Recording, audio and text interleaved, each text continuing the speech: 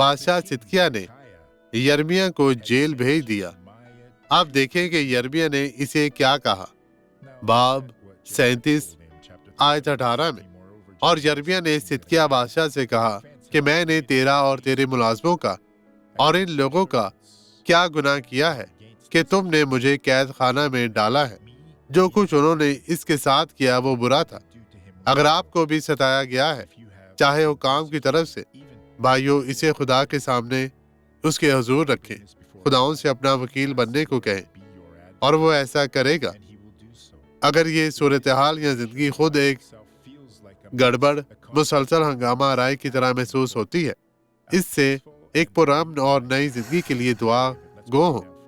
آئیں اب دعا کریں۔ باپ، میں اب دعا مانگتا ہوں، میں اس شخص کی زندگی میں تیری برکت، تیرا فضل چاہتا ہوں۔